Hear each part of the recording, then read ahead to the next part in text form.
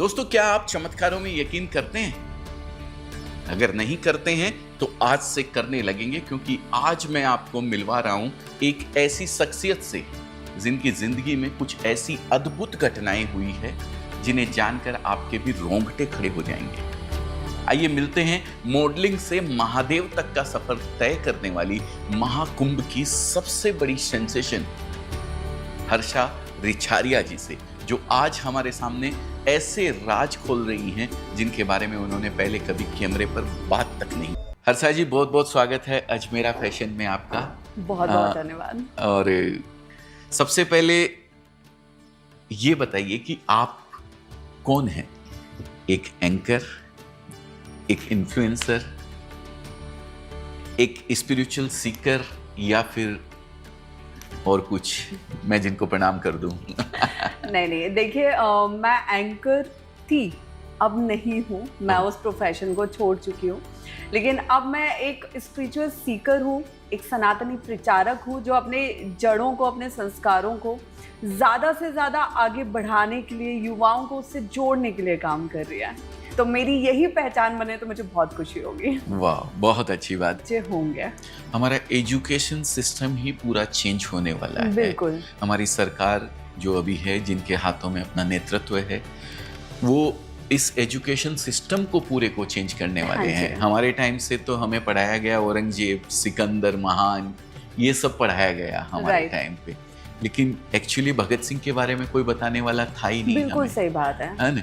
तो बहुत ज़्यादा चेंज की ज़रूरत है, और उस पर हमारी सरकार, हमारी जो भी सरकार अभी है, वो काम कर रही है, और उम्मीद है कि वो पूरा होएगा अभी। सर, सरकार, देखिए, सरकार अपनी तरफ से ना हमेशा काम करती है। अब जो सरकार है वो बहुत ज़्यादा मेहनत कर रही है दिशा को बदलने की, सही दिशा में एक समाज को लाने की, देश को लाने की, लेकिन उसके साथ साथ कुछ जिम्मेदारी हमारी खुद की भी है कि हम अपने बच्चों को, अपने समाज को सही ज्ञान दें, हम अपने दोस्तों को सही दिशा की तरफ ले।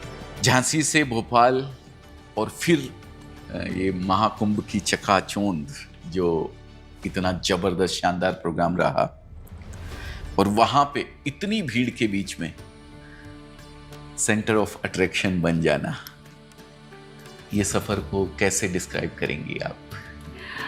झांसी से भोपाल जब मैं आई थी तब मुझे लगता था कि शायद हम एक मतलब मिडिल क्लास फैमिली लाइफ जीने के लिए बने हुए हैं। और हमारे आज भी झांसी के पास जो गांव है वहाँ पे खेती वगैरह है, चाचा देखते हैं, दादी वहाँ रहती है। दादी अभी भी है? हाँ जी। वाह। तो लेकिन वो इतना छोटा गांव है कि मैं अगर किसी को अपने गांव का नाम बताती हूँ तो वो व्यक्ति यकीन ही नहीं करता कि मैं उस गांव से निकल के आज यहाँ बैठी हूँ। अच्छा। मतलब उस गांव का अभी तक कोई लड़का भी इस जगह नहीं बैठा है जहाँ आज महादेव की कृपा से मैं पहुंच पाई हूँ।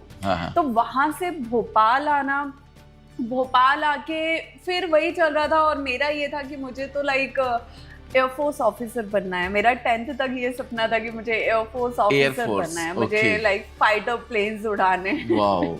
देन उसके बाद मैं 11th में आई, मैंने मैथ साइंस लिया। देन उसके बाद मेरी आंखें कमजोर हो गई सर, और मुझे चश्मा लग गया। और चश्मा लगा तो पहले तो मेरा जो फाइटर प्लेन उड़ाने का सपना था वो अधूरा सा लगा। देन उसके बाद मैं एंकरिंग में भी आ गई तभी। और एक बार होता ना कि आपको पैसे कमाने की आदत लग जाए तो फिर ये लगता है कि इतना पढ़ लिख के भी क्या करना है। 50 रुपए में भी आपने कैटलॉग शूट का प्रमोशन किया है, वहां से लेकर के इंटरनेशनल इवेंट भी आपने होस्ट किए हैं। कैसा लगता है ये सफर आपको? और इस सफर में कोई ऐसा फेज आया हो, मुश्किल फेज, जिसके बारे में हम कुछ हमारे व्यूवर्स को बताना चाहें?